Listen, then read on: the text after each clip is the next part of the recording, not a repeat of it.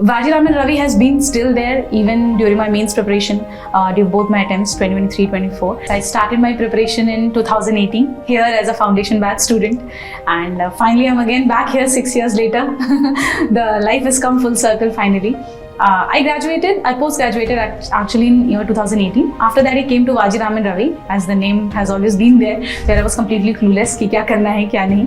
And that year I think ये join किया test series मैंने, and we had those regular feedback sessions. GS we had GS. I was enrolled for the GS thing. I had that regular feedback session after every copy that was checked. We had those mentoring sessions going on. So उससे पता चलता था what is wrong, where I should add on, what is the changes I need to make, etc. So it went like that, and I really scored good in GS. Last year also it was 435 marks in GS 1, 2, 3, 4. नमस्कार, मेरा नाम हर्षिता दवे है। मैं मध्य प्रदेश के इंदौर की रहने वाली हूँ और मध्य प्रदेश राज्य सेवा परीक्षा 2024 में मेरा चयन डेप्यूटी कलेक्टर के पद के लिए हुआ है। आज मैं अपनी जर्नी शेयर करूँ उसके पहले मैं अपनी पृष्ठभूमि बताना चाहूँगी। मैं इंदौर की ही रहने वाली हूँ और मेरी प्रारंभिक शिक्षा इंदौर के सरस्वती शिशु मंदिर से और उसके बाद श्री माधव विद्यापीठ इंदौर से पूरी हुई है। मैंने अपना ग्रेजुएशन देवी अहिल्या विश्वविद्यालय की समाज विज्ञान अध्ययनशाला से इतिहास, राजनीति विज्ञान और समाजशास्त्र में पूरा किया है। इसके बाद मैंने अपना मास्टर्स राजनीति विज्ञान में समाज विज्ञान अध्ययनशाला से ही पूरा किया है। जर्नी की अगर बात करूं तो जब मैं ग्रेजुएशन कर रही थी, ग्रेजुएशन का सेकेंड ईयर था, तब मैंने अपनी पीएससी की तैयारी प्रारंभ की थी। दिमाग में तो कहीं ना कहीं 11th क्लास से ही था कि मुझे सिविल सर्विसेज में ही जाना है, लेकिन जैसे हम औपचारिक रूप से तैयारी कहते हैं, कंसिस्टेंसी के साथ, डेडिकेशन के साथ मैंने सेकेंड ईयर कंप्लीट होने के बाद अपनी तैयारी प्रारंभ की और जब 1 साल शेष था मेरे पहले अटेम्प्ट में, तब मैंने पीएससी का सिलेबस देखा और एक कोचिंग ज्वाइन की। मुझे गाइडेंस की ज़रूरत थी। आज़ाद P3 एकेडमी कोचिंग मैंने ज्वाइन की। लोग अक्सर पूछते हैं कि कोचिंग की ज़रूरत होती है या नहीं, तो मैं यही कहना चाहूँगी कि ये आपका व्यक्तिगत निर्णय है कि आप कोचिंग करना चाहते हैं या नहीं। अगर आप खुद सक्षम हैं सेल्फ स्टडी करने में या अगर आपको गाइडेंस की ज़रूरत नहीं है तो आप बिल्कुल घर पर पढ़ाई कर सकते हैं। आजकल बहुत सारे साधन अवेलेबल हैं जिससे हम घर पर रहकर भी तैयारी कर सकते हैं, लेकिन मुझे गाइडेंस की ज़रूरत थी, इसीलिए मैंने आज़ाद P3 एकेडमी ज्वाइन किया। लगभग 1 साल वो कोचिंग चली और वहाँ मुझे वो सब जानकारी मिली कि किस दिशा में मुझे पढ़ाई करनी है, पाठ्यक्रम क्या है, पाठ्यक्रम को पूरा किस प्रकार करना है, किन टॉपिक्स पर फोकस करना है, किस तरह का अप्रोच परीक्षा के लिए आवश्यक है। तो वो सभी तैयारी की। 2023 में मेरा पहला अटेम्प्ट था। मुझे याद है 4 सितंबर को मेरा जन्मदिन होता है और 5 सितंबर को नोटिफिकेशन आया था 2023 के एग्ज़ाम के लिए और दिसंबर में प्रीलिम्स हुआ जो मैंने क्वालिफाई कर लिया पहले ही अटेम्प्ट में, लेकिन मेंस में क्वालिफाई नहीं कर पाई। स्वाभाविक रूप से कुछ कमियां थी, उन कमियों पर काम किया। अगले अटेम्प्ट में दोगुनी तैयारी के साथ मैदान में उतरी और 2024 का अपना दूसरा अटेम्प्ट दिया और दूसरे अटेम्प्ट में मेरा चयन डेप्यूटी कलेक्टर के पद के लिए हुआ। जो कमियां थी वो बताना चाहूँगी कि किस तरह की गलतियां शुरुआत में हम अक्सर करते हैं। मेरी सबसे पहली कमी ये थी कि मैंने प्रीलिम्स पर पहले फोकस किया, मेंस पर फोकस नहीं किया, यानी कि कंसोलिडेटेड स्टडी जिसे हम कहते हैं कि हम दोनों को साथ साथ लेकर चल सकें, उस पर मैंने फोकस नहीं किया, ये गलती थी। दूसरी गलती मेरी ये थी कि मैंने शॉर्ट नोट्स नहीं बनाए थे और शॉर्ट नोट्स बहुत आवश्यक हैं मेंस के लिए। प्रीलिम्स की तैयारी कुछ समय में की जा सकती है, लेकिन मेंस का सिलेबस इतना बड़ा है कि उसके लिए शॉर्ट नोट्स की आवश्यकता होती है जिसे आप बार बार रिवाइज कर सकें। तो दूसरी गलती ये हुई थी। तीसरी गलती ये थी कि समय बहुत कम मिला था 23 के मेंस के लिए, तो आंसर राइटिंग प्रैक्टिस उतने अच्छे से नहीं कर पाई थी जितनी आवश्यकता होती है। तो इन तीनों गलतियों पर मैंने 24 के अटेम्प्ट में काम किया। सबसे पहले कंसोलिडेटेड स्टडी की, सिलेबस चेंज हो चुका था। ये भी मैं उल्लेख करना चाहूँगी कि 23 का सिलेबस अलग था और 24 में सिलेबस में कुछ परिवर्तन हो गया था। तो जो 2 सिलेबस की मझधार होती है उसके बीच में मैं खड़ी थी।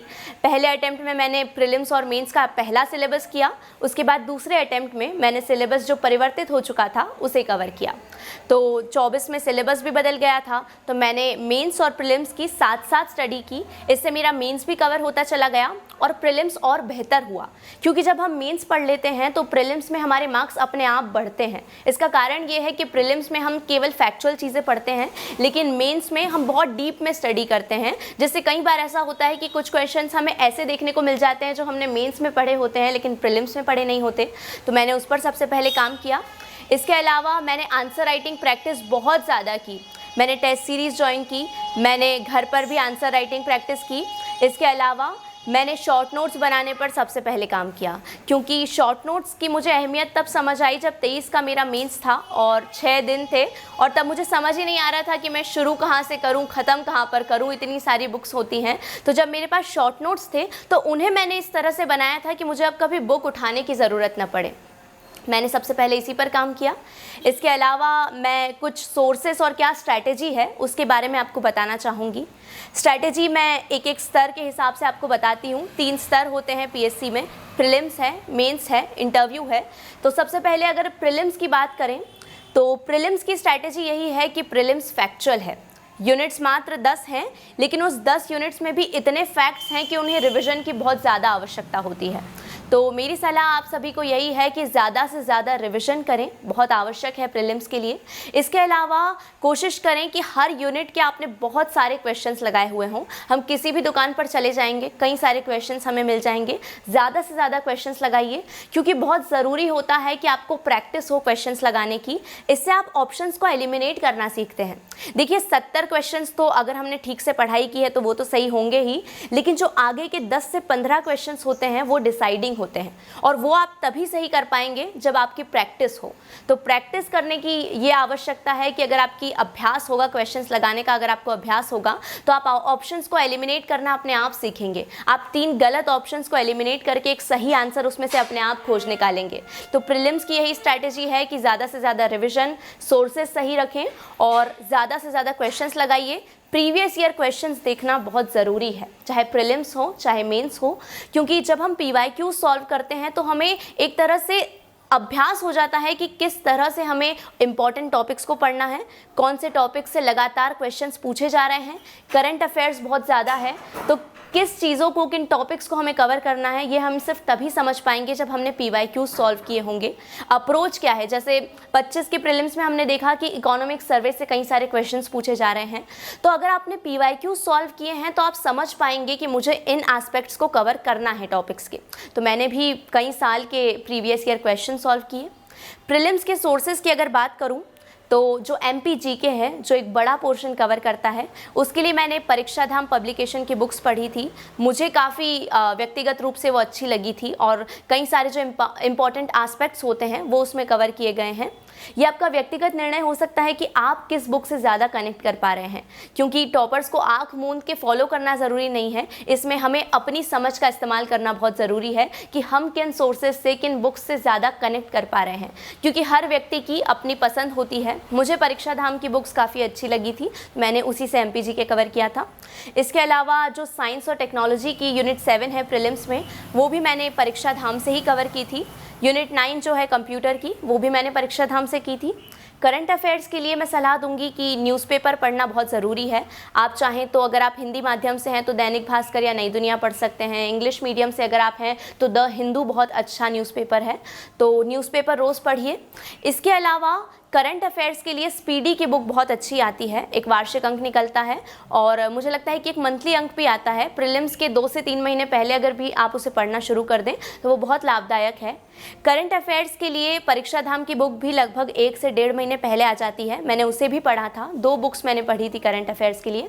इसके अलावा YouTube पर भी कई सारी वीडियोस अवेलेबल हैं जो दैनिक करंट अफेयर्स को कवर करते हैं। तो अगर आप चाहें कि आपके ऊपर एक साथ कई सारे करंट अफेयर्स का लोड ना आए तो आप दैनिक वीडियोस भी देख सकते हैं।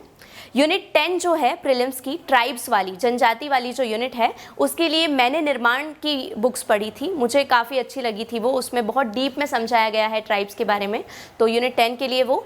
और हिस्ट्री, पॉलिटिकल साइंस और ज्योग्राफी जो ट्रेडिशनल सब्जेक्ट्स हैं, उनके लिए मैंने अपनी कोचिंग के जो नोट्स हैं आज़ाद P3 एकेडमी, उन नोट्स को पढ़ा था। इसके अलावा आकार के नोट्स भी मुझे काफ़ी अच्छे लगते हैं, क्योंकि वो प्रीलिम्स और मेंस दोनों के पॉइंट ऑफ व्यू से बहुत अच्छे हैं। तो मैंने आकार के नोट्स प्रीलिम्स के लिए भी पढ़े थे और मेंस के लिए भी पढ़े थे, हिस्ट्री, पॉलिटिकल साइंस और ज्योग्राफी के लिए। इसके अलावा मेंस की स्ट्रैटेजी की अगर बात करूं तो मेंस देखिए सिलेबस बहुत बड़ा है, एक महासागर है जिसे हमें कवर करना है। तो अगर आप एक बार में पूरा सिलेबस लेकर बैठेंगे तो आपको समझ नहीं आएगा कि मैं किस प्रकार से इसे पूरा करूं। तो मेरी सलाह यही है कि आप कुछ टुकड़ों में बांट लीजिए सिलेबस को। एक बड़ा सिलेबस है, तो आप कोशिश कीजिए कि आप टाइम टेबल बना लीजिए कि आज मुझे ये यूनिट करनी है, इसके बाद मुझे ये यूनिट करनी है, इस यूनिट के ये टॉपिक्स आज मुझे करने हैं। आपको जितना समय लगता है आप अपने हिसाब से टाइम टेबल बनाइए। इसके बाद टाइम टेबल को उसी प्रकार फॉलो करते चलिए जिस प्रकार का आपका डेली रूटीन है। मेंस में मैंने यही किया था, मेरी स्ट्रैटेजी यही रही थी कि मैंने सबसे पहले अच्छे से मेंस को एक बार पढ़ा था। पहले पढ़ो, फिर समझो, फिर शॉर्ट नोट्स बनाओ, फिर रिवाइज करो, फिर आंसर राइटिंग करो और फिर अपना टेस्ट करो। यही मेरी स्ट्रैटेजी रही। सबसे पहले मैंने पढ़ा कि मेंस क्या है, सिलेबस को अच्छे से समझा, क्योंकि सिलेबस की समझ होना बहुत ज़रूरी है। हम अक्सर लोगों को कहते हुए सुनते हैं कि सिलेबस याद होना बहुत ज़रूरी है, और वो सच में आवश्यकता है। इस एग्ज़ाम में बहुत बड़ा सिलेबस है, अगर आपको सिलेबस ही याद नहीं होगा तो आप समझ नहीं पाएंगे कि किस यूनिट से कितने क्वेश्चंस पूछे जा रहे हैं, क्या न्यूज़पेपर में आपके लिए सिलेबस के पॉइंट ऑफ व्यू से इंपॉर्टेंट है। तो सिलेबस समझिए। सिलेबस के बाद अच्छे सोर्सेज का चयन कीजिए, सोर्सेज लिमिटेड रखिए, रिवीजन बार बार करते रहिए। आपने कई सारे टॉपर्स को सुना होगा, लिमिटेड सोर्सेज मल्टीपल रिवीजन। तो यही मेंस की सफलता का मंत्र है कि सही सोर्सेज का चयन कीजिए। और कोई भी भटकाव बहुत ज़्यादा है, मार्केट में बहुत सारे सोर्सेज अवेलेबल हैं, लेकिन आपने जिन सोर्सेज का चयन कर लिया है आप उसी पर टिके रहिए, क्योंकि आपने बहुत सोच समझ कर उसका चयन किया है। कोई भी आपको आकर बोले कि अब नए सोर्सेज आ गए हैं या आपके सोर्सेज में वो कवर नहीं किया गया है, तो आप अपडेट करते चलिए।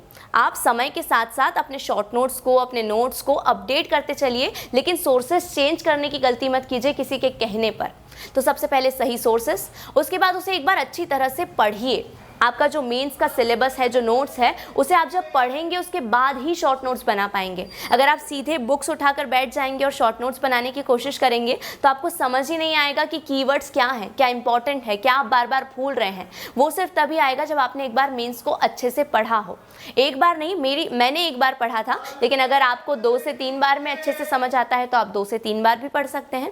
उसे जब आप पढ़ लेंगे तो आपको समझ आएगा कि मुझे अपने शॉर्ट नोट्स या सिनॉप्सिस में किन पॉइंट्स को स्थान देना है, किन कीवर्ड्स को मुझे उसमें लिखना है। क्योंकि अगर आपने वो नहीं पढ़ा होगा तो नोट्स में और आपके सिनॉप्सिस में कोई फर्क ही नहीं रह जाएगा।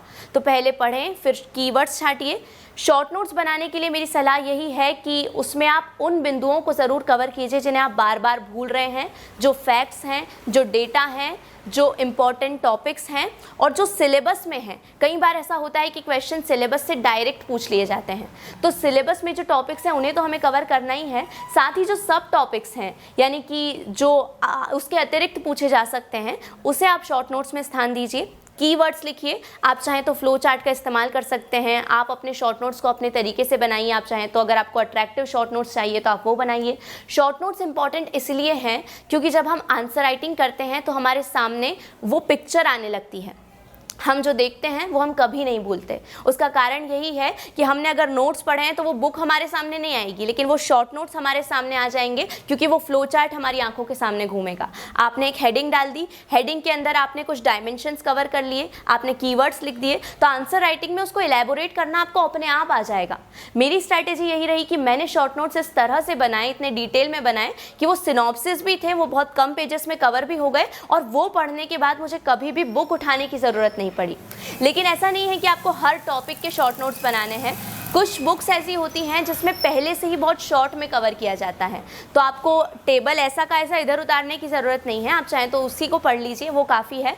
आप अपने हिसाब से अपनी रणनीति बनाएं। हर टॉपर की अपनी अलग रणनीति होती है। मेंस की सोर्सेज की अगर बात करूं तो मेंस में जो पेपर 1 है हिस्ट्री, उसके लिए मैंने अपनी कोचिंग के आज़ाद P3 एकेडमी के नोट्स और आकार के नोट्स पढ़े हैं। इसके अलावा ज्योग्राफी जो है उसके लिए भी मैंने अपनी कोचिंग के भरत पाटीदार सर ने क्लास नोट्स बनवाए थे, वो पढ़े थे। साथ ही आकार के नोट्स मैंने पढ़े थे। इसके अलावा जो पेपर 2 है पॉलिटिकल साइंस के लिए मैंने आकार के नोट्स प्लस अपनी कोचिंग के क्लास नोट्स पढ़े हैं। इसके अलावा जो पेपर 2 का पार्ट बी है सोशियोलॉजी, उसके लिए मैंने आकार के नोट्स पढ़े हैं। पेपर 3 का पार्ट ए इकोनॉमिक्स, वो मैंने महेंद्र पाटीदार सर के नोट्स यानी अपनी कोचिंग के क्लास नोट्स प्लस आकार के नोट्स पढ़े हैं एमपी इकोनॉमिक्स के लिए और यूनिट 5 के लिए जो यूनिट 5 है इकोनॉमिक्स की, उसके लिए मैंने आकार के नोट्स पढ़े हैं। इसके अलावा पेपर 3 का जो पार्ट बी है जिसमें साइंस, टेक्नोलॉजी, हेल्थ और आयुष पद्धति और आयुर्वेद ये सब टॉपिक्स आते हैं, पर्यावरण भी इसमें है, तो इसके लिए मैंने आकार के नोट्स प्लस अपनी कोचिंग के क्लास नोट्स पढ़े हैं। पेपर 4 का पार्ट ए एथिक्स मैंने अपनी कोचिंग के क्लास नोट्स प्लस आकार के नोट्स से कंप्लीट किया है। केस स्टडी भी इसमें आता है, तो केस स्टडी के लिए भी मैंने आकार के नोट्स ही पढ़े हैं। इसके अलावा पेपर 4 का पार्ट बी ईशिप मैंने सिविल जॉब्स के नोट्स से किया है। साथ ही जो हिंदी का है पेपर 5, उसके लिए मैंने अपनी कोचिंग के महेंद्र पाटीदार सर के नोट्स, इसके साथ ही साथ कुछ जो नए टॉपिक्स ऐड हुए थे 2024 के सिलेबस में, वो उत्कर्ष के नोट्स से कंप्लीट किए हैं। पेपर 6 जो निबंध है वो मैंने खुद से ही पूरा किया है। और मुझे लगता है कि हम 4 पेपर पर बहुत ज़्यादा फोकस करते हैं। जब 4 पेपर्स ख़त्म हो जाते हैं तो लोगों को लगता है कि एग्ज़ाम ही ख़त्म हो गई है, लेकिन जब 4 पेपर ख़त्म होते हैं तब आपकी असली तैयारी शुरू होती है, क्योंकि जो डिसाइडिंग होते हैं वो पेपर 5 और 6 होते हैं, हिंदी और निबंध। मैंने सबसे ज़्यादा उसी पर काम किया। हिंदी पर मेरी पकड़ बचपन से मजबूत थी, इस वजह से मैंने उसे और मजबूत करने की कोशिश की कि कैसे मैं कुछ मार्क्स की लीड ले सकूँ हिंदी में। तो हिंदी में आप कोशिश ये कीजिए कि विलोम शब्द हैं, पर्यायवाची हैं, प्रशासनिक शब्दावली हैं, बहुत लंबी लिस्ट है, तो आप एक बार में पूरी लिस्ट नहीं कर सकते। इसीलिए कोशिश ये कीजिए कि एक दिन में आपने एक पेज पढ़ लिया, एक लिस्ट आपने कंप्लीट कर ली, अगले दिन आपने दूसरी लिस्ट पढ़ ली, उसके बाद आपने उसको रिवाइज कर लिया। तो अगर कुछ टुकड़ों में आप विभाजित कर देंगे तो बहुत आसान हो जाएगा हिंदी की लिस्ट को या विलोम शब्दों को, पर्यायवाची शब्दों को कवर करना। इसके अलावा एक सलाह मेरी ये है कि जो ट्रांसलेशन है वो लगभग 30 मार्क्स कवर करते हैं। आप मान लीजिए हमारी 1 यूनिट के बराबर है वो। तो होता ये है कि जो हिंदी माध्यम के विद्यार्थी होते हैं वो अंग्रेज़ी पर ध्यान नहीं दे पाते हैं, और जो अंग्रेज़ी माध्यम के विद्यार्थी हैं उनकी हिंदी कमज़ोर हो जाती है। तो आप ये कीजिए कि ट्रांसलेशन पर बहुत ज़्यादा ध्यान दीजिए। मैं ट्रांसलेशन बहुत अच्छे करके आती थी और इसीलिए मेरे हिंदी में मार्क्स अपने आप बढ़ जाते थे। तो हिंदी में ट्रांसलेशन पर फोकस कीजिए, कुछ टुकड़ों में बांट लीजिए लिस्ट को सारी। इसके अलावा निबंध जो है उसके लिए मेरी तैयारी अपने आप इसलिए हुई क्योंकि मैं बचपन से डिबेटर रही हूँ, तो डिबेट्स और भाषण में मुझे रुचि थी। तो मेरे पास कई सारे टॉपिक्स ऑलरेडी प्रिपेयर्ड थे, चाहे पंक्तियाँ हो, चाहे कहानियाँ हो, चाहे श्लोक हो, कुछ रचनात्मक शब्दों का इस्तेमाल करना हो, जिसे हम साहित्यिक भाषा कहते हैं, वो मेरे अंदर नेचुरली थी और इस वजह से मेरे लिए बहुत आसान हो गया था पेपर 6 को कवर करना। आपके लिए मेरी सलाह यही है कि आप एक अच्छी बुक ले आइए, कई सारी मार्केट में अवेलेबल हैं बुक्स। हर संडे अगर आपके पास ज़्यादा समय है तो हर संडे एक टॉपिक पर निबंध लिखिए। अगर आपके पास कम समय है तो आप चाहें तो हफ्ते में 2 टॉपिक्स या 3 टॉपिक्स पर निबंध लिख सकते हैं। उससे आपकी प्रैक्टिस होगी, क्योंकि निबंध इतना आसान नहीं होता जितना हम समझते हैं। 10 पेज का एक ऐसे आता है, उसे लिखते लिखते आपके पास कंटेंट की कमी हो जाती है। तो अगर आप लिखेंगे तो आपको अपने आप अभ्यास होगा बड़े बड़े एसेज लिखने का। तो मेरी सलाह यही है कि आप हर टॉपिक पहले से प्रिपेयर करके चलिए। इसके अलावा चैट जीपीटी का भी आप इस्तेमाल कर सकते हैं। एआई बहुत महत्वपूर्ण योगदान दे रहा है वर्तमान में। मैं ये नहीं कहूँगी कि आप पूरी तरह से डिपेंडेंट हो जाएं एआई पर, क्योंकि एआई को इंसान ने बनाया है, वो आपको नहीं बताएगा आपको क्या करना है, लेकिन आप उसकी कुछ हेल्प ले सकते हैं। कैसे, मैं बताती हूँ। आप निबंध का एक टॉपिक डालिए, आप उसको बताइए कि आप इस पर मुझे एक अच्छी सी छोटी सी पंक्तियाँ बनाकर दे दीजिए। अगर आप खुद से पंक्ति बना सकते हैं, अगर आपको नोट्स में कई पंक्तियाँ मिल गई हैं, श्लोक मिल गए हैं, तो बहुत अच्छी बात है। अगर आपके पास किसी टॉपिक के कुछ नहीं है पंक्ति या कहानी की, किस तरह से आपको शुरू करना है निबंध को, तो चैट जीपीटी पर आप डालिए, वो आपको बहुत अच्छी पंक्ति बना कर देगा। उसको आप अपने हिसाब से ढाल लीजिए और निबंध की शुरुआत बहुत अच्छे तरीके से कीजिए। जैसा मैंने बताया, आप चाहें तो श्लोक का इस्तेमाल कीजिए, किसी कहानी या किसी प्रसंग से शुरुआत कीजिए, अपने जीवन के किसी अनुभव से शुरुआत कीजिए, पंक्तियों से शुरुआत कीजिए, अंत बहुत अच्छा हो, कुछ फैक्ट्स हों, साथ ही आपका निबंध मौलिकता उसमें दर्शाए। क्योंकि कई सारे लोग होते हैं, एक सारा कंटेंट पढ़ते हैं, एक सा कंटेंट लिखकर आ जाते हैं, तो आप कुछ अलग नहीं कर रहे हैं। तो आपका निबंध दूसरों से अलग दिखे, इसके लिए मेरा सुझाव यही है कि आप कुछ मौलिकता उसमें अपनी अंदर से डालें, कुछ अपना इनपुट डालें, कुछ रचनात्मकता हो उसमें, आपका शब्द चयन अच्छा हो। बहुत ज़्यादा क्लिष्ट हिंदी का मैं सलाह नहीं देती, लेकिन हिंदी अच्छी हो, क्योंकि हिंदी में निबंध लिखना है तो बहुत ज़रूरत है कि आप अच्छी भाषा का चयन करें। इसके अलावा अगर बात की जाए कि मेरी तैयारी के दौरान सबसे ज़्यादा चैलेंजिंग मेरे लिए क्या था, तो यही कहूँगी कि मैं बहुत ज़्यादा सामाजिक थी और मुझे मंच पर बोलने में बहुत रुचि थी। तो मेरे लिए सबसे ज़्यादा चैलेंजिंग यही था कि मुझे अपनी सारी दुनिया छोड़कर, मंच की दुनिया को छोड़कर अपने आप को एक टेबल में समेटना था। तो बहुत मुश्किल होता है। हम कहते हैं कि जो लोग इंट्रोवर्ट होते हैं उनके लिए डेडिकेशन और एकाग्रता से पढ़ना बहुत आसान हो जाता है। तो मेरे लिए सबसे ज़्यादा चुनौतीपूर्ण यही था कि मैं उस मंच की दुनिया से दूरी बनाकर केवल और केवल पढ़ाई को अपना लक्ष्य बनाऊं।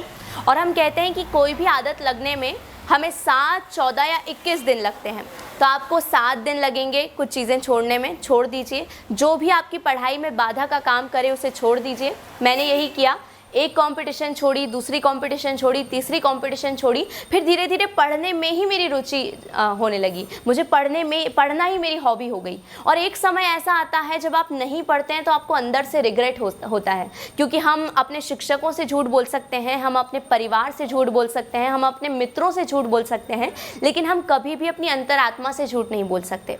तो मेरी अंतरात्मा मुझे खुद कहती थी कि अगर आज तुमने कम पढ़ाई की है, आज तुम्हारे टारगेट पूरे नहीं हुए हैं, तो मुझे खुद से रिग्रेट होता था कि मुझे अब अगले दिन इन टारगेट्स को पूरा करना है। तो कोशिश यही कीजिए कि जो भी आपकी पढ़ाई में बाधा हो उससे दूरी बनाइए। मैंने भी यही किया, लेकिन इसका ये अर्थ नहीं है कि आप खुद को सज़ा देने लगें। आपको खुद के लिए समय निकालना भी बहुत ज़रूरी है, क्योंकि बहुत लंबा सफ़र है। जब हम तैयारी शुरू करते हैं तो हमें भी नहीं पता होता कि हमारा सिलेक्शन कब होगा। कोई ये नहीं जानता कि मेरा सफ़र कितना लंबा चलेगा। तो बहुत ज़रूरी है कि आप कुछ समय खुद के लिए भी निकालें। आपको जिस भी काम को करने में रुचि है, अगर आपको खाना बनाना पसंद है, आपको संगीत सुनना पसंद है, आपको किसी भी काम में रुचि है, आप उसे करने के लिए कुछ समय निकालिए। मेरे साथ भी यही हुआ।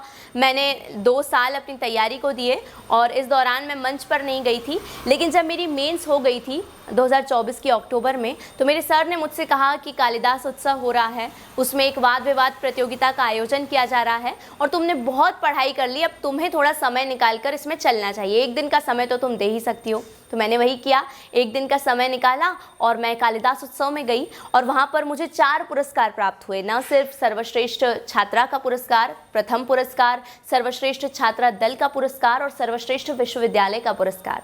तो कहीं ना कहीं इस तरह की कुछ जो हमारी लीग से हटकर हम काम करते हैं, उससे एक नई ऊर्जा हमें मिलती है। जब मैं वो प्राइज़ जीती तो मुझे विश्वास हुआ कि मैं आज भी वही पुरानी हर्षिता हूँ और उससे मुझे पढ़ने में और अच्छा लगने लगा, मुझे नई ऊर्जा मिली। तो समय खुद के लिए भी निकालना बहुत आवश्यक है, वो आप निकालिए। इसके अलावा ग्रुप स्टडी कितनी ज़्यादा महत्वपूर्ण है, ये अक्सर लोग पूछते हैं। तो मैं बता दूं कि मैं अकेले ही पढ़ाई करना पसंद करती थी। मैं ग्रुप स्टडी नहीं करती थी, मैं अपनी ही टेबल पर घर में ही पढ़ाई करती थी। ना तो मैंने कोई लाइब्रेरी ज्वाइन की थी, ना ही मैंने ग्रुप स्टडी की थी। लेकिन ग्रुप स्टडी तब बहुत महत्वपूर्ण है जब आप आंसर राइटिंग कर रहे हों या आप दूसरों की कॉपीज़ देखकर कुछ सीख रहे हों। मैं यही करती थी। जब हम लोग टेस्ट देते थे तो दूसरों की कॉपीज़ से मैं सीखती थी कि उनकी कॉपी में ऐसा क्या अलग है जो मेरी कॉपी में नहीं है। अगर उनके मार्क्स ज़्यादा हैं तो मेरी क्या गलतियां हुई हैं, उस पर मैं काम करती थी। और मैंने उनसे सीखा, कई सारे अपने दोस्तों से सीखा। शॉर्ट नोट्स बनाने में आपके दोस्त आपकी बहुत मदद कर सकते हैं। बहुत बड़ा मेंस का सिलेबस है, तो दोस्तों से सलाह लीजिए। साथ ही जो अनुभवी हैं, जिन्हें बहुत एक्सपीरियंस है इस फील्ड का, उनसे आप चाहें तो सलाह ले सकते हैं। तीसरा स्तर जो है इंटरव्यू, बहुत इंपॉर्टेंट है, क्योंकि ये वो सांप है जो 99 पर काटता है और हम फिर से 0 पर आ जाते हैं। तो बहुत ज़रूरी है कि इंटरव्यू के लिए आपकी प्रिपरेशन बहुत अच्छी हो। मैंने पी मिश्रा अकेडमी यानी कि प्रदीप मिश्रा सर की क्लासेस ज्वाइन की थी, जहां हमने डेफ पर बहुत अच्छे से काम किया। डेफ को एक एक कॉलम आपको बहुत अच्छे से आपको उस पर काम करना है कि इससे क्या एक्सपेक्टेड क्वेश्चंस हो सकते हैं, क्योंकि आपके आंसर से ही प्रश्न बनते हैं। तो आप जो भी बोले सोच समझकर बोलें और डेफ पर सबसे अच्छे से काम कीजिए। वो आपकी जन्म कुंडली है, वहीं से आपको बहुत अच्छे आपकी तैयारी हो सकती है। मैंने भी डेफ पर ही काम किया। मेरी जो अभिरुचियाँ थी, वक्तृत्व, अभिनय, मंच संचालन, उस पर मैंने बहुत अच्छे से काम किया। मेरे ग्रेजुएशन के जो सब्जेक्ट्स रहे हैं, इतिहास, राजनीति विज्ञान, समाजशास्त्र, उनको बहुत अच्छे से पढ़ा ताकि वहाँ से अगर कोई क्वेश्चन आए तो मैं उसका अच्छी तरह से जवाब दे सकूँ। इंटरव्यू में एक गलती हम ये करते हैं कि अगर हमें कोई आंसर नहीं आता है तो हम कोशिश करते हैं कि आएँ बाएँ दाएँ साएँ कोई भी हम उत्तर दे दें। तो उन चीज़ों से बचिए। आपका जेस्चर, आपका पोस्चर, आपकी ईमानदारी, आपका डेफ के साथ आप कितने ईमानदार हैं, अपने उत्तरों के साथ आप कितने ईमानदार हैं, बहुत मायने रखता है। कई लोग होते हैं जो अपनी हॉबी मेंस निकलने के बाद डिसाइड करते हैं और लोग दूसरों से पूछते हैं कि मैं अपनी हॉबी क्या लिखूं। दूसरे आपको नहीं बताएंगे, आप खुद के व्यक्तित्व का परीक्षण स्वयं कीजिए। आप चाहें तो कुछ मॉक इंटरव्यूज़ दे सकते हैं, इससे आपकी प्रैक्टिस होगी बोलने की। मॉक इंटरव्यू में जो कमी बताई जाए उस पर काम कीजिए, लेकिन आपका व्यक्तित्व बहुत सब्जेक्टिव है। आपका व्यक्तित्व एक इंसान के लिए बहुत सकारात्मक है, दूसरे इंसान के लिए बहुत नकारात्मक है। तो सभी तरह की सलाह अपने ऊपर मत लीजिए। आप खुद मूल्यांकन कीजिए कि ये वास्तव में मेरी कमजोरी है, इस पर मुझे काम करना है, और ये मेरी स्ट्रेंथ है। अगर कोई इसे मुझे बदलने को बोले तो मैं वो नहीं बदलूंगी। तो अपना मूल्यांकन आप स्वयं कीजिए, मॉक देते रहिए। इंटरव्यू के दौरान आप कॉन्फिडेंट रहिए, ईमानदार रहिए अपने उत्तरों के प्रति। सॉरी बोलने में बिल्कुल मत हिचकिए, सॉरी बोलने से कम नंबर नहीं आते हैं। मैंने कई सारे, प्रदीप मिश्रा सर ने हमें यही सिखाया था कि ऐसे भी व्यक्ति मैंने देखे हैं जो 50% आंसर्स में सॉरी बोलकर आते हैं और बहुत अच्छे मार्क्स उन्हें इंटरव्यू में मिलते हैं। तो उसका कारण यही है कि आप ईमानदार हैं। अगर आपको कोई आंसर नहीं आ रहा है तो आप मना करने में नहीं हिचक रहे हैं और उसके बाद आपका कॉन्फिडेंस कम नहीं हो रहा है। क्योंकि कई लोग होते हैं जो अगर सॉरी बोल देते हैं तो धीरे धीरे कॉन्फिडेंस कम होने लगता है कि कहीं मुझसे गलती तो नहीं हो गई, ओवरथिंक हम उसी दौरान करने लगते हैं। तो कोशिश कीजिए कि सॉरी बोलने से मत हिचकिए, आपको जो आता है उसको बहुत अच्छी तरीके से समझाइए। कई बार ऐसा होता है कि हमें उत्तर तो आते हैं लेकिन हम सामने वाले तक नहीं पहुंचा सकते हैं, तो बहुत ज़रूरी है कि आप अपनी बात दूसरों तक पहुंचा सकें। अपने व्यक्तित्व पर काम कीजिए। जो प्रीलिम्स है वो नॉलेज का परीक्षण है, मेंस ज्ञान के साथ साथ लेखन कौशल का परीक्षण है और इंटरव्यू आपके व्यक्तित्व का परीक्षण है। तो हर स्तर की अपनी एक डिमांड है, अपना एक अप्रोच है, हर स्तर पर अलग अलग तरीके से काम कीजिए। 3 सलाह मैं यही दूंगी आपको जो मुझे लगता है हर अभ्यर्थी के लिए इंपॉर्टेंट है। स्ट्रैटेजी मैंने आपको बता दी, प्रीलिम्स के लिए क्वेश्चंस लगाना, रिवीजन करना, मेंस के लिए आंसर राइटिंग प्रैक्टिस करना, शॉर्ट नोट्स बनाना, इंटरव्यू के लिए अपने व्यक्तित्व पर काम करना। इसके अलावा 3 छोटी सलाह मेरी यही है कि नेगेटिव लोगों से दूर रहिए। मैं लॉ ऑफ अट्रैक्शन में बिलीव करती हूँ और मेरा मानना है कि अगर आपको कोई आकर बोले कि भंवर कुआं के भंवर से निकलना बहुत मुश्किल है या आपका सिलेक्शन नहीं होगा, तो उन लोगों से दूरी बनाए रखिए, क्योंकि उनके नेगेटिव थॉट्स हमारे अंदर आने लगते हैं। कोई आपको ये नहीं बताएगा कि आपका सिलेक्शन कब होगा। आपकी कहानी आप स्वयं लिखेंगे, आपकी कहानी के निर्देशक भी आप हैं, हीरो भी आप हैं और लेखक भी आप हैं। तो आप बचिए नेगेटिव लोगों से। दूसरी सलाह यही है कि कभी भी खुद को किसी से कंपेयर मत कीजिए। हर व्यक्ति अपने आप में अलग है, हर व्यक्ति की कहानी जैसा मैंने बताया अलग है, हर व्यक्ति का संघर्ष अलग है, हर व्यक्ति की मेहनत अलग है, कैपेसिटी अलग है, हर व्यक्ति का पढ़ने का तरीका अलग है। तो कभी भी दूसरों से कंपेयर मत कीजिए। कुछ व्यक्ति ऐसे हैं जो पहले अटेम्प्ट में सिलेक्शन लेते हैं, कुछ व्यक्ति ऐसे हैं जो 7वें अटेम्प्ट में भी टॉप कर जाते हैं, कुछ ऐसे हैं जो घर पर रहकर टॉप कर जाते हैं, कुछ ऐसे हैं जो विपरीत परिस्थितियों में रहकर टॉप कर जाते हैं। तो कभी भी दूसरों से खुद को कंपेयर मत कीजिए। तीसरी सलाह मेरी यही है कि इस जर्नी के दौरान सकारात्मक रहिए। सकारात्मकता बहुत ज़रूरी है, तो यही मेरी सलाह है आप सभी को। इसके अलावा अगर मैं बात करूं कि आंसर राइटिंग किस प्रकार से की जानी चाहिए, तो आंसर राइटिंग के लिए मुझे लगता है स्पीड बहुत मायने रखती है। अगर आपकी स्पीड कम है तो आप कितना ही अच्छा कंटेंट लिखें, अगर आपका पेपर पूरा नहीं हो रहा है तो एक व्यक्ति का मूल्यांकन 300 मार्क्स में किया जा रहा है, आपका मूल्यांकन वहीं 200 मार्क्स में हो जाएगा, क्योंकि आप 100 मार्क्स का तो छोड़कर ही आ गए हैं। तो बहुत ज़रूरी है कि स्पीड अच्छी हो। स्पीड प्रैक्टिस से आएगी। आप चाहें तो टेस्ट सीरीज़ ज्वाइन कर सकते हैं। प्रैक्टिस से ये होगा कि आप टाइम को डिवाइड करना सीख जाएंगे। मेंस का पेपर बहुत बड़ा है। 2 मार्कर के लिए मेरी स्ट्रैटेजी यही होती थी कि मैं 1 मिनट में 2 मार्कर करती थी, 7 मार्कर 3 से 3.5 मिनट में करती थी और 10 मार्कर 7 से 8 मिनट में मेरे पूरे हो जाते थे। जब आपको टाइम मैनेजमेंट आ जाएगा तो उस कमरे की घड़ी बोले न बोले आपके दिमाग की घड़ी बोल जाएगी कि अगर मुझे 2 मार्कर को करने में 15 मिनट से ज़्यादा समय लग गया है तो आप दूसरे क्वेश्चंस अपने आप जल्दी करेंगे, आपकी स्पीड अपने आप बढ़ेगी। तो सबसे पहली चीज़ है टाइम मैनेजमेंट। दूसरा है कंटेंट। आप जो भी कंटेंट लिखें कोशिश करें कि दूसरों से, नोट्स तो हमारे सेम होते हैं, कंटेंट सेम होगा, कोई नई चीज़ आप नहीं करेंगे, लेकिन कुछ अपना ऐसा इनपुट दे जो दूसरों से आपको अलग बनाए। इसके लिए मेरी सलाह यही है कि जब आप कंक्लूजन लिखें तो आप चाहें तो किसी योजना का उल्लेख उसमें कर सकते हैं, आप चाहें तो MP इकोनॉमिक सर्वे से कुछ कवर कर सकते हैं, आप करंट अफेयर्स का कोई डेटा उसमें लिख सकते हैं, आप सरकार के प्रयास उसमें लिख सकते हैं, आप विकसित भारत @2047 का जिक्र उसमें कर सकते हैं। इस तरह के कुछ अच्छे कंक्लूजन लिखने की आदत डालिए। 7 मार्कर में मेन कंटेंट पर ज़्यादा फोकस कीजिए, क्योंकि जगह बहुत कम होती है। ऐसे में अगर आप इंट्रो और कंक्लूजन को ही ज़्यादा स्थान दे देंगे तो मेन कंटेंट पर आप फोकस नहीं कर पाएंगे। आप चाहें तो 1 लाइन का इंट्रो, 1 लाइन का कंक्लूजन लिख सकते हैं, लेकिन मेन कंटेंट पर ज़्यादा फोकस कीजिए। अगर आपके पास पॉइंट्स ज़्यादा हैं, डायमेंशंस हमेशा ज़्यादा होने चाहिए। पैराग्राफ में हमें उत्तर नहीं लिखना है, पॉइंट्स में उत्तर लिखना है। अगर पॉइंट्स ज़्यादा हैं तो नंबरिंग कीजिए। अगर आपके पास कंटेंट कम है तो कोशिश कीजिए कि कुछ ऐसे फ्लो चार्ट आपके दिमाग में हो जिनसे आपकी वर्ड लिमिट भी पूरी हो जाए, आप आंसर को एलैबोरेट भी कर पाएँ और आपका आंसर अट्रैक्टिव दिखे। क्योंकि अगर एक ही तरीके से आपका आंसर जा रहा है तो कहीं ना कहीं पढ़ने वाला भी उसमें बोर हो जाएगा। तो बहुत ज़रूरी है कि आपका आंसर अच्छा दिखे। हैंड राइटिंग भी मायने रखती है। मैं ये नहीं कहूँगी कि कैलीग्राफी आपको करनी है, लेकिन ऐसी हैंड राइटिंग हो जो पठनीय पढ़नीय हो, जो समझ आ जाए, क्योंकि अगर खराब हैंडराइटिंग है तो हो सकता है कि कम मार्क्स आने की संभावना हो, तो राइटिंग सुधारी जा सकती है। बहुत अच्छी ना हो तो भी पढ़ने योग्य हो, इस पर आप ध्यान दीजिए। आंसर्स को मुझे लगता है कि 10 मार्कर के लिए मेरी यही सलाह है कि इंट्रो बहुत अच्छा हो, कंक्लूजन बहुत अच्छा हो, 2 से 3 लाइन आप कवर कर सकते हैं। फ्लो चार्ट 10 मार्कर में हमेशा बनाइए। फ्लो चार्ट से आपको ये फ़ायदा मिलेगा कि आपका आंसर तो अच्छा दिखेगा ही, इसके अलावा आपको आगे किस दिशा में क्वेश्चन को ले जाना है वो आपको समझ आएगा। अगर फ्लो चार्ट में कुछ पॉइंट्स बनाए गए हैं तो आप आगे चलकर उन्हीं की हेडिंग डालेंगे, उन्हीं को आगे चलकर डायमेंशंस में डिस्क्राइब करेंगे, उन्हें एलैबोरेट करेंगे। तो ये बहुत आवश्यक है कि शुरुआत में आप फ्लो चार्ट बनाएं। इसके अलावा कुछ एक्स्ट्रा अगर हमारे पास इन्फॉर्मेशन हो जो क्वेश्चन से अलग हट के हो, जो इन्फॉर्मेशन सिर्फ हमारे पास हो, कोई डेटा हो, कोई सरकारी प्रयास हो, तो उसके लिए आप कुछ अलग से डायमेंशन कवर कर सकते हैं, एक अलग से बॉक्स बना सकते हैं, उसमें आप आपकी उस जानकारी को लिखिए। यही मेरी सलाह है आंसर राइटिंग के दौरान कि ज़्यादा से ज़्यादा अच्छा कंटेंट, सरकारी योजनाएं, करंट अफेयर्स, डेटा और जो क्वेश्चन की डिमांड है उसे समझिए। कई बार हम क्वेश्चन की डिमांड से अलग हट के आंसर लिखने लगते हैं, तो बहुत ज़रूरी है कि आप क्वेश्चन की डिमांड समझें।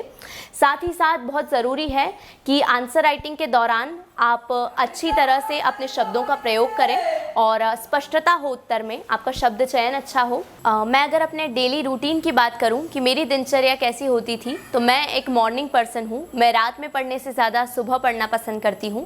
सुबह मुझे पॉजिटिव वाइब्स आती हैं, सकारात्मक ऊर्जा रहती है, तो हम कम समय में ज़्यादा प्रोडक्टिव स्टडी कर सकते हैं, इसलिए मैं सुबह पढ़ना पसंद करती हूँ।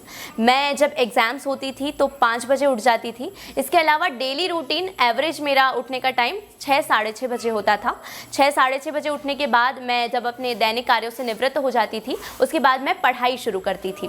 और पढ़ाई कंसिस्टेंसी होना बहुत ज़रूरी है। हमें लगता है कि हम दिन भर बैठकर पढ़ते हैं, लेकिन जब हम एक टाइमर लगाते हैं तब हमें समझ आता है कि हमारी पढ़ाई दिन भर नहीं हो रही है। जब भी आप पढ़ कर उठते हैं और टाइमर स्टॉप करते हैं तो वो 10 से 12 घंटे ले जाना भी बहुत चैलेंजिंग हो जाता है। इसीलिए टाइमर का इस्तेमाल मैं करती थी और लगभग 12 बजे मैं खाना खाती थी। खाने के दौरान मैं अपने लिए समय निकालती थी। 20-25 मिनट अगर आपको खाने में लगते हैं तो आप टीवी देख सकते हैं, संगीत सुन सकते हैं, वो आप पर निर्भर है। इसके अलावा मैं शाम को 10 मिनट अपनी मम्मी के साथ टहलने जाती थी, मंदिर जाती थी, जिससे हमारी हेल्थ पर ध्यान देना भी बहुत ज़रूरी है। हम लगातार दिन भर बैठ के पढ़ाई करते हैं तो कई सारे हेल्थ इश्यूज़ हो जाते हैं, न सिर्फ मेंटली बल्कि फिजिकली भी बहुत सारे इश्यूज़ हो जाते हैं। चश्मे की अगर बात करूँ तो तैयारी के दौरान ही चश्मा लगा है, नंबर बड़े हैं, तो हमारी आँखों को लेकर समस्या हो जाती है। कई लोगों को बैक पेन की समस्या हो जाती है क्योंकि लगातार हमें बैठ के पढ़ना होता है। तो कुछ समय अपनी हेल्थ के लिए भी आप डेली रूटीन में स्थान दीजिए। मुझे जब आवश्यकता पड़ी तब मैंने मेडिटेशन भी किया, मैंने योगा भी किया, जब जब मुझे मोटिवेशन की या मानसिक स्थिरता की आवश्यकता पड़ी। इसके अलावा मैं ज़्यादातर समय पढ़ाई को ही देती थी। मेरा एवरेज स्टडी आवर्स जो थे वो 10 से 12 घंटे थे। जब परीक्षा नज़दीक आती थी तो बढ़ भी जाते थे, जब परीक्षा में समय होता था तो कम भी हो जाते थे। तो मैं ये नहीं कहती कि आप मशीन हैं, आपको इतने ही घंटे पढ़ना ज़रूरी है। आप अपने हिसाब से अपने स्टडी आवर्स डिसाइड कीजिए। टारगेट पूरे होना ज़रूरी है। आपका समय निर्धारित नहीं करता कि आज आप आपके टारगेट पूरे कर पाए हैं या नहीं। तो टारगेट बनाइए, उसे पूरा कीजिए। जब वो पूरे हो जाए तो अपने लिए समय निकालिए। तो मैं 10 से 12 घंटे में अपने टारगेट पूरे कर लेती थी, क्योंकि मेरे पास एक टाइम टेबल होता था कि आज मुझे इतने टॉपिक्स इतने घंटे में करने हैं, और वो उतने घंटे में हो भी जाते थे। अगर वो नहीं होते थे तो मैं अगले दिन एक्स्ट्रा समय निकालती थी। तो टारगेट बनाइए, क्वांटिटी पर नहीं क्वालिटी पर ध्यान दीजिए। कई सारे टॉपर से पूछा जाता है आप कितने घंटे पढ़ाई करते हैं, और हर टॉपर के अलग स्टडी आवर्स होते हैं, फिर भी वो टॉपर हैं। उसका कारण यही है कि क्वांटिटी पर ध्यान मत दीजिए, क्वालिटी पर ध्यान दीजिए। सोशल मीडिया का आजकल उपयोग बहुत बढ़ता जा रहा है और कई लोग सवाल करते हैं कि सोशल मीडिया के साथ स्टडी को कैसे मैनेज किया जाए। तो मेरी सलाह आपको यही है कि सोशल मीडिया एक ऐसा अस्त्र है जिसका उपयोग अगर हम सकारात्मक तरीके से करें तो आप उससे अच्छा कुछ नहीं है आज के समय में, क्योंकि वो बहुत लाभदायक है। मैं भी इस पूरी तैयारी के दौरान सोशल मीडिया पर थी, लेकिन उसका कब उपयोग करना है, सही जगह पर, सही समय पर, सही व्यक्ति द्वारा सही उपयोग बहुत ज़रूरी है। मैं यही करती थी कि जब मैं बस से ट्रैवल करती थी, टेस्ट देने जाती थी, तो कुछ क्वेश्चंस टेलीग्राम पर लगा लेती थी। कई सारी PDF टेलीग्राम पर मिल जाती है।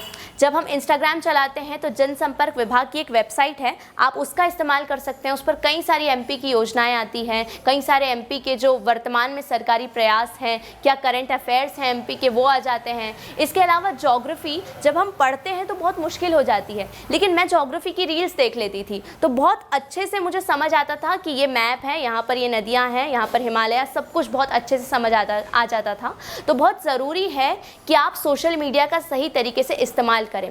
टाइम डिसाइड होना बहुत ज़रूरी है। अगर आप दिन भर बैठकर सोशल मीडिया का उपयोग कर रहे हैं तो वो आपकी पढ़ाई में बाधा बन सकती है।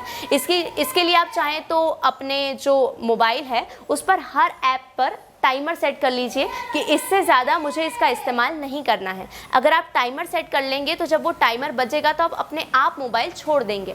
तो आप सही समय पर सही जगह सही तरह से इस्तेमाल कीजिए। सोशल मीडिया तैयारी के दौरान भी बहुत सहयोग कर सकती है। चैट जीपीटी का जैसे मैंने इंटरव्यू में उसका योगदान बताया, मेंस में भी बहुत ज़रूरी है कि आप तकनीकी का सही उपयोग करें। अगर आप कोई कोचिंग ज्वाइन नहीं कर रहे हैं तो आजकल यूट्यूब पर कई सारी वीडियोस अवेलेबल हैं, वो मुफ्त में अवेलेबल हैं। ना आपका कोई आर्थिक समस्या उसमें आपको आएगी, साथ ही आपका समय भी बचेगा। आपको अपने गांव से या अपने शहर से इंदौर आकर पढ़ने की आवश्यकता नहीं होगी, क्योंकि यूट्यूब पर ज्ञान की गंगा आपके एक क्लिक पर आपके घर तक पहुंच रही है। आपके घर तक आपको पढ़ाने की सारी वीडियोस अवेलेबल है। तो सोशल मीडिया का इस प्रकार से आप इस्तेमाल कर सकते हैं। इसके अलावा सफलता जो है वो एक पिरामिड की तरह है, तो मैं उन लोगों का ज़रूर उल्लेख करना चाहूँगी जिन्होंने इस सफलता में मेरा योगदान दिया। पिरामिड के शीर्ष पर वो होता है जो सफल हो जाता है, लेकिन उसके नेपथ्य में जो लोग होते हैं उन्हें अक्सर लोग भूल जाते हैं। तो कई सारे ऐसे लोग होते हैं जो इस तैयारी के दौरान हमारा सहयोग करते हैं। मुझे एक प्रसंग याद आता है एक फुटबॉल के खिलाड़ी का। उनसे जब पूछा जाता है कि आप इस सफलता का श्रेय किसे देना चाहेंगे, तो वो कहते हैं कि इस सफलता में उन लोगों का भी योगदान है जिन्होंने मुझे कोचिंग की, उन लोगों का भी योगदान है जिस मैदान में मैं खेल रहा हूँ उस घास को काटने वाले व्यक्ति का भी योगदान है, जो जूते मैंने पहने हैं उस जूते को बनाने वाले का भी योगदान है, और जो फुटबॉल में खेल रहा हूँ उस फुटबॉल को बनाने वाले व्यक्ति का भी योगदान है। यहाँ तक कि जूते में जो लेस लगे हैं वो लेस जिस कपड़े से बना है उस कपास को बोने वाले किसान का भी योगदान है। तो कहीं ना कहीं ऐसे बहुत सारे लोग होते हैं जो हमारी जर्नी के दौरान कुछ सहयोग करते हैं, उनका बहुत बड़ा महत्वपूर्ण भूमिका होती है हमारी इस सफलता में। तो सबसे पहले मैं अपने परिवार को धन्यवाद देना चाहूँगी, क्योंकि जब सफलता मिल जाती है तो सारी दुनिया हमारे साथ होती है, लेकिन असफलता के दौरान केवल आपका परिवार ही है जो आपको ये एहसास दिलाता है कि आप कर सकते हैं। आपका परिवार ही होता है जो हमेशा आप पर विश्वास रखता है। उन्हें इस बात से कोई मतलब नहीं होता कि आप सफल होंगे या नहीं, उन्हें पता है कि आप जो कर रहे हैं वो ठीक है, आप जो कर रहे हैं वो अच्छा है, और उनकी पॉजिटिव एनर्जी हमेशा आपके साथ रहती है। तो मेरे परिवार ने भी बहुत महत्वपूर्ण योगदान दिया। मेरी मम्मी हिंदी की शिक्षिका हैं, तो हिंदी पर पकड़ वहीं से मजबूत हुई थी। मेरे पापा साहित्यकार हैं, तो निबंध जैसा मैंने बताया तैयारी खुद से की थी। इसके अलावा भी अगर मुझे कभी भी आवश्यकता होती थी तो मैं पापा के साथ निबंध के टॉपिक डिस्कस करती थी। मैं रिकॉर्ड कर लेती थी पापा की आवाज़ और उसी को सुनती थी मेरी वीडियोस के साथ, तो निबंध की तैयारी उससे हो जाती थी। मेरे भैया, एक दिन भी ऐसा नहीं जाता था जब भैया मुझसे पीएससी को लेकर सवाल नहीं पूछे कि आज क्या पढ़ा, आज क्या किया। तो मोटिवेशन की जो हमें लगातार आवश्यकता होती है वो मुझे मेरे भैया से मिला। मेरी दादी ने इस जर्नी को बहुत करीब से देखा है। मेरी हेल्थ का सबसे ज़्यादा ध्यान दादी ने रखा है। सुबह जल्दी उठाना हो तो दादी जल्दी उठा देती थी। तो परिवार का बहुत महत्वपूर्ण योगदान रहा। शिक्षकों का बहुत महत्वपूर्ण योगदान रहा, क्योंकि मैंने जब आज़ाद P3 अकेडमी का जिक्र किया, वहाँ मुझे न केवल औपचारिक मार्गदर्शन बल्कि व्यक्तिगत जो हमें एक सपोर्ट की आवश्यकता होती है, व्यक्तिगत गाइडेंस की आवश्यकता होती है, वो भी मुझे वहाँ से मिला। तो कोचिंग की भी मैं आभारी हूँ। इसके अलावा कई सारे ऐसे संस्थान हैं जहाँ के मैंने नोट्स पढ़े हैं, कई सारे संस्थान हैं जहाँ मैंने टेस्ट सीरीज़ ज्वाइन की है। जैसे प्रीलिम्स की टेस्ट सीरीज़ मैंने आकार में ज्वाइन की थी, मेंस की टेस्ट सीरीज़ मैंने महात्मा गांधी में ज्वाइन की थी, इंटरव्यू के लिए मैंने P मिश्रा अकेडमी यानी कि प्रदीप मिश्रा सर की कोचिंग ज्वाइन की थी। इसके अलावा कई सारे मॉक इंटरव्यू मैंने दिए, विनर्स में दिए, कौटिल्य में दिए। इसके साथ साथ कई सारी कोचिंग्स में मैंने इंटरव्यू दिया, आकार में मैंने मॉक इंटरव्यू दिए, संकल्प में मैंने मॉक इंटरव्यू दिए। तो कई सारे ऐसे लोग होते हैं जो अंश मात्र का ही सही लेकिन आपकी सफलता में कुछ योगदान देते हैं, तो उनको मैं धन्यवाद देना चाहूँगी। मेरे दोस्त हम इस जर्नी के दौरान देखते हैं कि दोस्त कम होते जाते हैं, वो सही भी है। अगर आपका आधे से ज़्यादा समय पढ़ाई में जाता है तो निश्चित तौर पर आपके दोस्त आपके साथ नहीं रहते, कई सारे दोस्त छूटते जाते हैं। लेकिन इस दौरान भी वो दोस्त हमेशा आपके साथ रहते हैं जिन्हें ये पता होता है कि अगर आप उनसे दिन में 2 बार बात नहीं कर रहे हैं, उन्हें उससे कोई फ़र्क नहीं पड़ता। आप उनसे महीनों तक नहीं मिल रहे हैं, उन्हें उससे कोई फ़र्क नहीं पड़ता। उन्हें केवल ये पता होता है कि अगर आप मेहनत कर रहे हैं तो आपको सफलता ज़रूर मिलेगी। मेरे साथ भी ऐसे दोस्त थे जो लगातार मुझे मोटिवेट करते रहते थे। तो उन सभी को मैं इस वीडियो के माध्यम से धन्यवाद देना चाहूँगी, उनके प्रति आभार व्यक्त करना चाहूँगी कि उन्होंने हमेशा मेरा साथ दिया और मुझे विश्वास है कि वो आगे भी हमेशा मेरे लिए मोटिवेशन का काम करते रहेंगे। अंतिम सलाह मेरी उन लोगों के लिए जो 2026 और 2027 का अटेम्प्ट देने जा रहे हैं। आपको मेरी सलाह यही है कि कंसोलिडेटेड स्टडी कीजिए। जो टॉपिक्स दोनों में कवर हो रहे हों, प्रीलिम्स में भी कवर हो रहे हों, मेंस में भी कवर हो रहे हों, उनको छांट लीजिए। जैसे एमपी का पोर्शन है वो प्रीलिम्स में भी कवर होता है, मेंस में भी कवर होता है। हिस्ट्री है, ज्योग्राफी है, पॉलिटिकल साइंस है, ये कुछ सब्जेक्ट्स ऐसे हैं जो दोनों जगह कवर किए जाते हैं। तो उन टॉपिक्स को आप पहले कर लीजिए, इससे आपका प्रीलिम्स में भी कॉन्फिडेंस बना रहेगा, मेंस में भी आपका सिलेबस कवर होता जाएगा। तो पहले उन टॉपिक्स को कर लीजिए, पढ़िए, शॉर्ट नोट्स बनाइए, उसे रिवाइज बार बार करते चलिए। जब प्रीलिम्स का नोटिफिकेशन आ जाए तो फिर तो हम मेंस पढ़ते नहीं हैं, फिर प्रीलिम्स में लग जाते हैं। तो फिर प्रीलिम्स को बहुत अच्छे से कीजिए। और जब हम एग्ज़ाम दे रहे होते हैं उस दौरान स्थिरता बहुत ज़रूरी है। कई लोग टेस्ट में बहुत अच्छा परफॉर्म करते हैं लेकिन एग्ज़ाम के दौरान उन्हें एंग्जाइटी हो जाती है। तो बहुत ज़रूरी है कि आप अपने ऊपर नियंत्रण बनाए रखें, क्योंकि अगर आप स्थिर होंगे तभी आप अच्छा परफॉर्म कर पाएंगे। इसके लिए आप चाहें तो मेडिटेशन कर सकते हैं। जब डीमोटिवेशन हो तो बहुत ज़रूरी है कि आप अपनी बात को किसी के साथ साझा करें, अपने परिवार के साथ, अपने दोस्तों के साथ, और खुद से ज़्यादा आपको और कोई मोटिवेट नहीं कर सकता। जब भी आपको लगे कि आगे ऐसा क्यों पढ़ना है या ये पढ़ के क्या हो जाएगा या मैं छोड़ दूँ ये, तो बस एक बात याद कीजिए कि आपने जब इस परीक्षा की तैयारी शुरू की थी तब आप जानते थे कि ये सफ़र बहुत कठिन होगा। आपने चयन इसलिए किया है क्योंकि आप तैयार थे उस कठिनाई का सामना करने के लिए। क्या वो कारण था जिसकी वजह से आपने सिविल सेवा का चयन किया? अगर आपको क्यों का उत्तर मिल जाएगा तो आपको कभी भी डिमोटिवेशन नहीं होगा, आप हमेशा मोटिवेटेड रहेंगे। तो जब आप बहुत आत्मविश्वासी हों तब तो हम मोटिवेटेड रहते ही हैं, लेकिन जब भी डिमोटिवेशन हो तो बस अपने आप से पूछिए कि मैंने क्यों इस परीक्षा का चयन किया। आपको जवाब अपने आप मिल जाएगा। और यही कहूँगी कि ये परीक्षा आपका पूरा जीवन नहीं है, ये परीक्षा आपके जीवन का केवल एक छोटा सा हिस्सा है। ये परीक्षा तय नहीं करती कि आप जीवन में सफल हैं या नहीं। तो बहुत ज़रूरी है कि आप अपने पास एक बैकअप प्लान भी चाहे तो रख सकते हैं। 3 साल एक ही लक्ष्य पर समर्पित रहिए, 2 नावों पर सवार मत होइए। आप 3 साल नहीं, आप अपने लिए एक टाइम लिमिट तय कर लीजिए कि मुझे इतने टाइम में ये सिलेक्शन लेना है। इसके बाद एक बैकअप प्लान होना इसलिए ज़रूरी है क्योंकि सक्सेस रेट बहुत कम है। तो आवश्यकता इस बात की है कि हमारे पास कभी भी यह सवाल नहीं उठे कि यह नहीं तो क्या, हमारे पास कोई और विकल्प हमेशा मौजूद हो। आप चाहें तो कोई स्किल डेवलप कर सकते हैं। हम इतना पढ़ लेते हैं कि एकेडमिक्स में हमारे लिए बहुत रोज़गार के अवसर खुल जाते हैं। आप चाहें तो असिस्टेंट प्रोफेसर की एग्ज़ाम दे सकते हैं, JRF बन सकते हैं। आपके पास अगर ऐसा कोई कौशल हो जो आपको रोज़गार दिलाने में सहायक हो तो वो बहुत ज़रूरी है। तो कोशिश कीजिए कि आपके पास एक विकल्प हमेशा मौजूद हो ताकि ये आपका अंतिम विकल्प ना रहे, आपके पास हमेशा रोज़गार के अवसर खुले हों। कोशिश कीजिए कि आप पूरा ध्यान उस दौरान इसी पर समर्पित रखिए। अगर आपके पास विकल्प है तो इसका ये अर्थ नहीं कि आप दोनों नाव पर साथ साथ सवार हों। आपने जो टाइम लिमिट तय कर रखी है अपने लिए, उस दौरान आप केवल एक ही लक्ष्य के प्रति समर्पित रहिए। और मुझे उम्मीद है कि अगर आप उस लक्ष्य के प्रति समर्पित हैं, आपकी दिशा सही है, आपकी रणनीति सही है, तो आपको एक दिन सफलता ज़रूर मिलेगी। बहुत बहुत धन्यवाद।